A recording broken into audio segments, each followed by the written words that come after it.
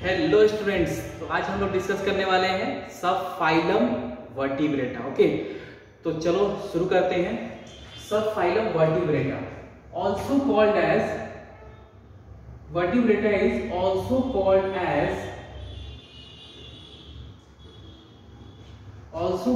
As Craniata. Okay, Craniata means presence of brain box. तो एक बोनी box है जो पहले भी हम लोग डिस्कस किया था। यहाँ पे एक बोनी बॉक्स होगा सब में, कहीं एक्सेप्शन नहीं है, ठीक है ना। तो वर्टिब्रेटा में याद रखना है सब में क्या है, सब में स्कल या ब्रेन बॉक्स प्रेजेंट है। तो क्रेनिएटा का मतलब प्रेजेंस ऑफ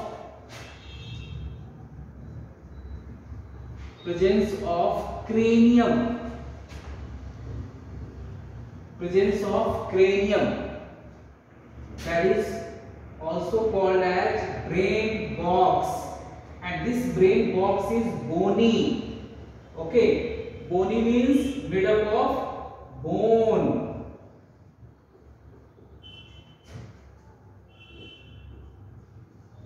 Clear? तो ये इंफॉर्मेशन भी आपको याद रखना है।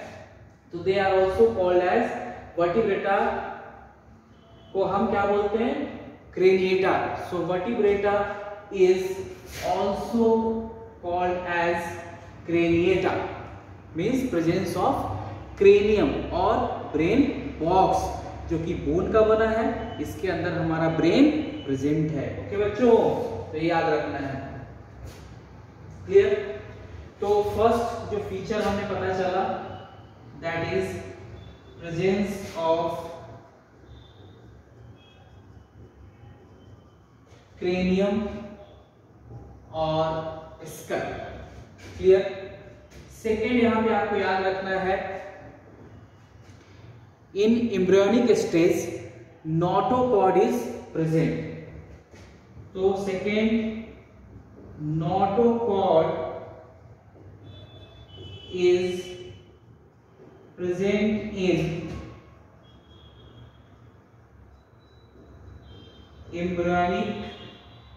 Embryonic stage. तो एम्ब्रियोनिक स्टेज में क्या प्रेजेंट होगा, notochord. And this notochord is replaced by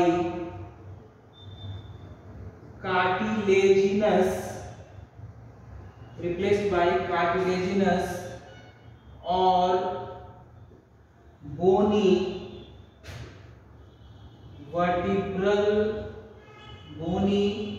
vertebral column in adults. तो इन्हीं चीजों को मैं बार बार आपके साथ डिस्कस कर रहा हूं कि आपको कंफ्यूजन ना हो, क्लियर है कंसेप्ट। तो नोटोकॉर्ड क्या था, सारे कॉर्डेट्स में नोटोकॉर्ड होगा, क्लियर। लेकिन सारे कॉर्डेट्स में वर्टिब्रल कॉलम नहीं होगा। किसमें नोटोकॉर्ड कन्वर्ट हो जाएगा वर्टिब्रल कॉलम में, वर्टिब्रेट्स में। ओके, तो वर्टिब्रेट्स में नोटोकॉर्ड विल ट्रांसफॉर्म, चेंज और replaced by vertebral column. Clear? तो notochord is replaced by cartilaginous और bony vertebral column in adults. तो एम्ब्रियोनिक स्टेज में तो क्या होगा, नोटोकॉर्ड होगा और वो रिप्लेस्ड होगा कार्टिलेजिनस और बोनी वर्टिब्रल कॉलम से, किसमें, एडल्ट्स में। तो वर्टिब्रेट्स में नोटोकॉर्ड हमेशा वर्टिब्रल कॉलम में रिप्लेस्ड हो जाता है एडल्ट में, ये ध्यान रखना है आपको। क्लियर? तो ये पॉइंट याद रखना है, इसको नोट करो, फिर मैं इसको रब करता हूं, आगे चलते हैं।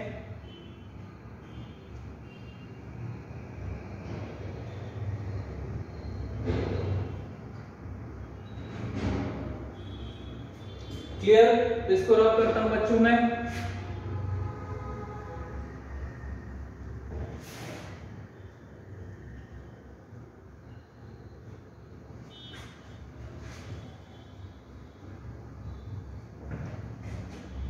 फिर जो नेक्स्ट फीचर है यहां पे important, that is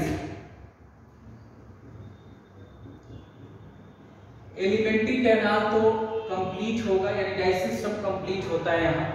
alimentary canal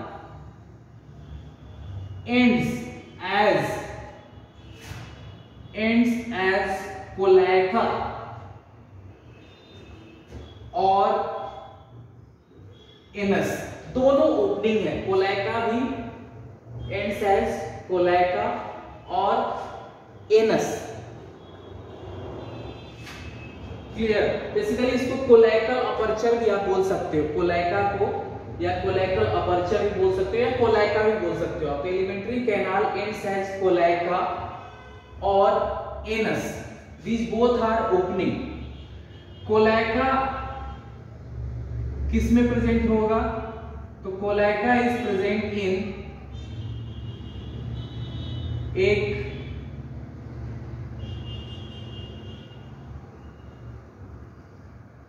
कॉन्ड्रिक्टाइज,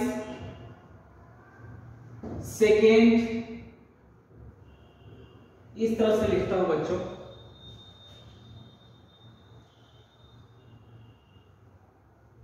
तो एलिमेंट्री कैनाल किस में एंड्स करता है? कोलैका में और कोलैकल अपर्चर में। कोलैका और cloacal aperture. Aperture means opening, anus भी क्या है? एक ओपनिंग है। तो किसमें प्रेजेंट होगा कोलैका? ये याद रखना आप, कॉन्ड्रिक्टाइज में, जैसे कार्टिलेजिनस फिशेस है कॉन्ड्रिक्टाइज, फिर amphibia,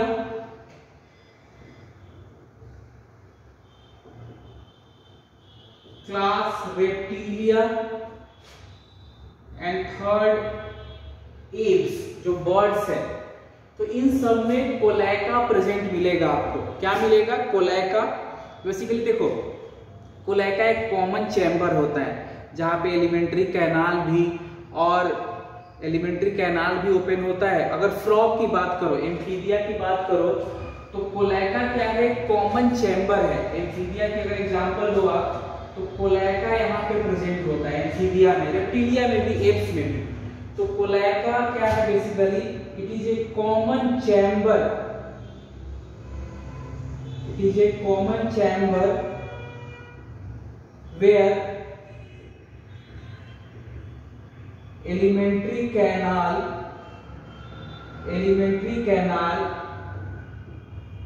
urinary tract and genital tract open। तो ये कोलैका क्या है? अगर एम्फीबिया के एग्जांपल लूं मैं, फ्रॉग में, एम्फीबियंस कौन है? फ्रॉग हैं जो लैंड और वाटर दोनों जगह रहते हैं। तो cloaca is a common chamber where alimentary canal, urinary tract and genital tract open. वहीं पे तीनों ये ट्रैक आकर ओपन होते हैं। एंड कोलैका की जो ओपनिंग है दैट इज कॉल्ड कोलैकल अपर्चर। कोलैका की जो ओपनिंग है that is called कोलैकल aperture.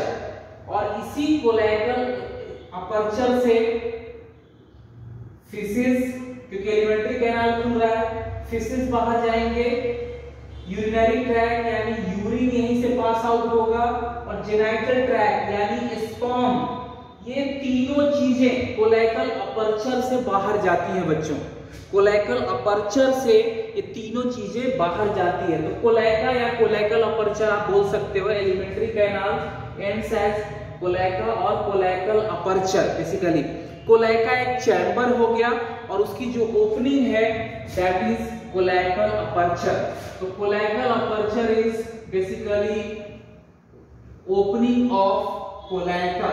Anus is also a opening. तो एनस से सिर्फ फिशेस, स्टूल पास आउट होगा, लेकिन कोलैकल अपर्चर से तीन चीजें पास आउट होती हैं बच्चों, हमेशा याद रखना।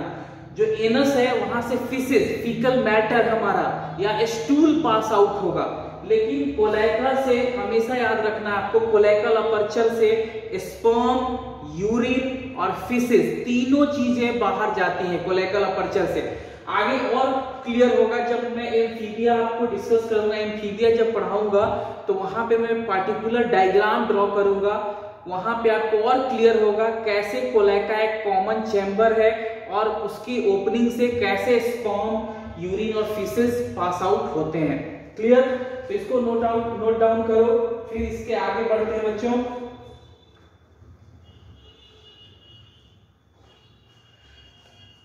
समझ में आया? तो जो एलिमेंट्री कैनाल है एंड्स हैज कोलेका और कोलेकल अपर्चर। बेसिकली कोलेकल अपर्चर या कोलेका आप बोल सकते हो। बेसिकली कोलेका एक चैम्बर हो गया और उसकी जो ओपनिंग हुई दैट इज कोलेकल अपर्चर। तो इन सब में आपको कोलेका मिलेगा, कॉन्डिक्टाइज में, एम्फीबिया में, रेप्टिलिया में और एप्स में। एनस कहां कहां मिलता है बच्चों? तो एनस याद रखना है ऑस्टिक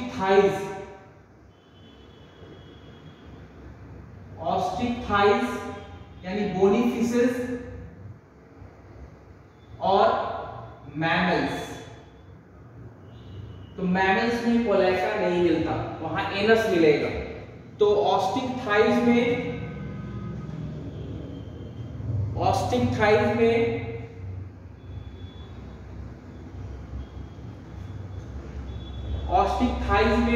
और मैमल्स में। क्लियर? तो ऑस्टिक थाइज में और मैमल्स में आपको क्या मिलेगा? एनस मिलेगा। क्लियर? तो इसको मैं रब करता हूं, इसको एक बार आप नोट कर लो। अब इसको मैं रब करता हूं। अब बात करेंगे हार्ट की। तो यहाँ पे जो हार्ट है that is muscular and ventral है। वो 2 चेम्बर भी हो सकता है, 3 चेम्बर्ड भी हो सकता है, 4 चेम्बर्ड भी हो सकता है। क्लियर? तो इसको मैं रब करता हूं बच्चों।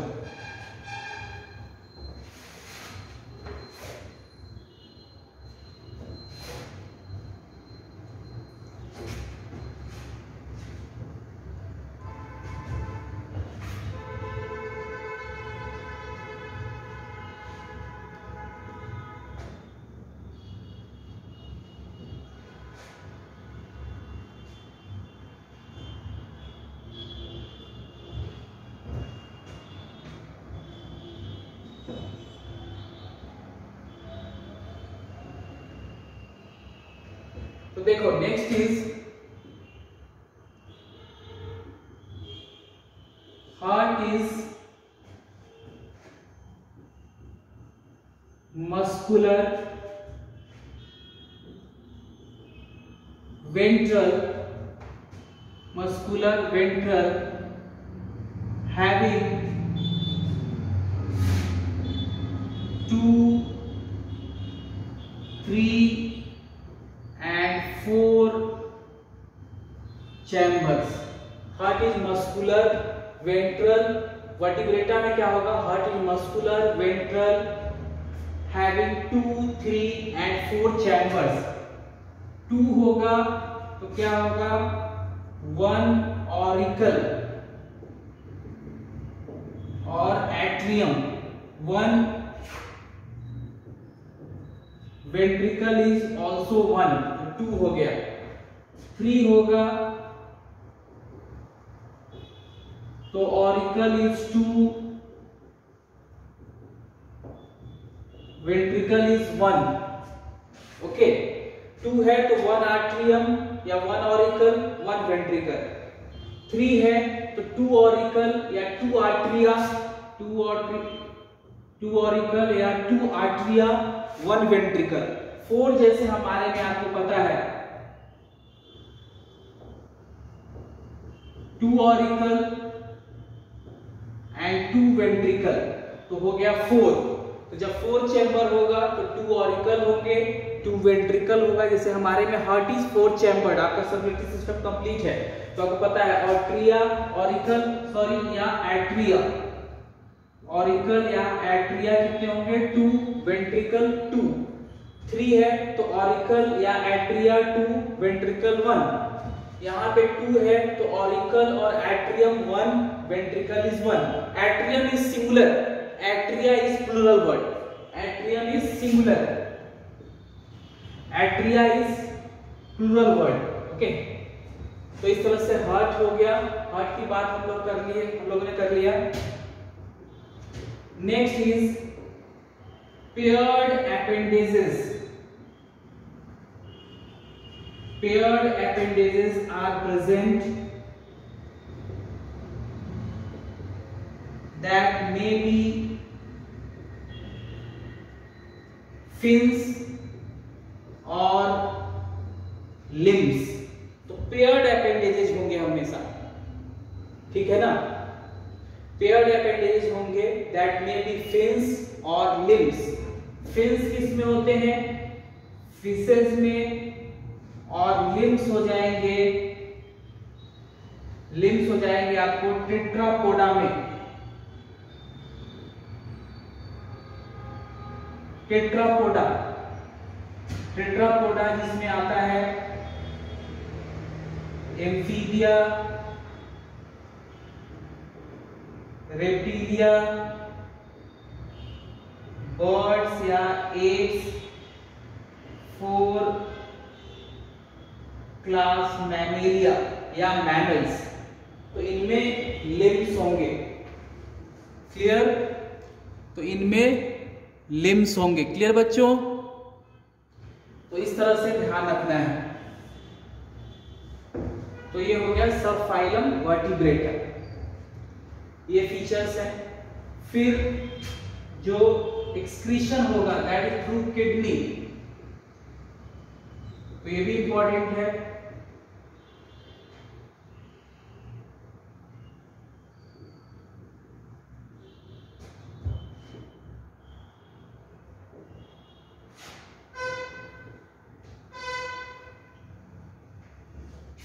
तो excretion occurs through kidney.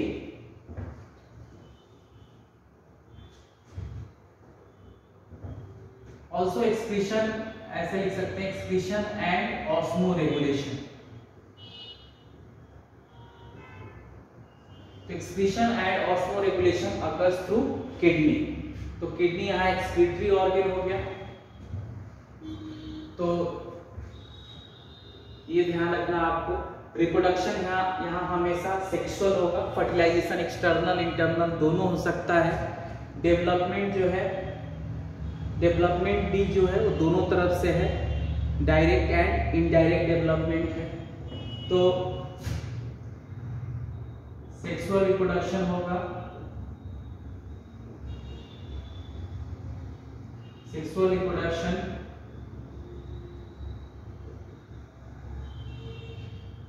fertilization is internal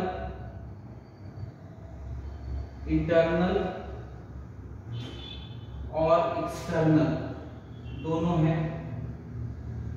fertilisation is external और इंटरनल। एक्सटर्नल आप देखोगे,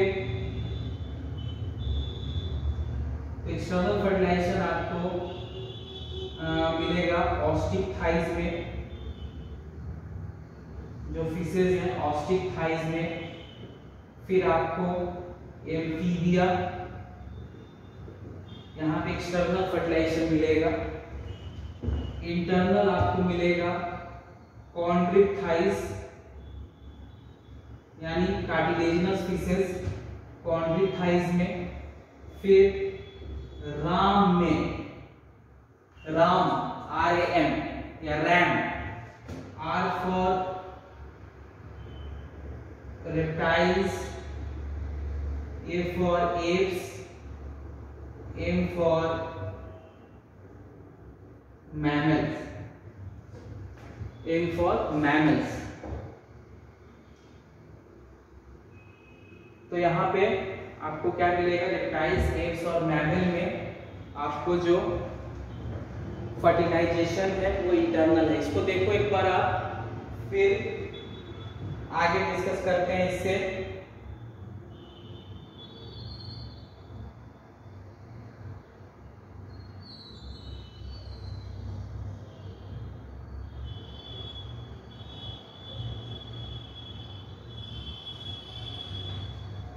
क्लियर।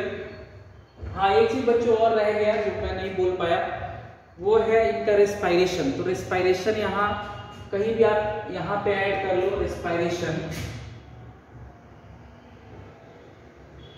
इसको ऐड कर लेना आप। तो रेस्पिरेशन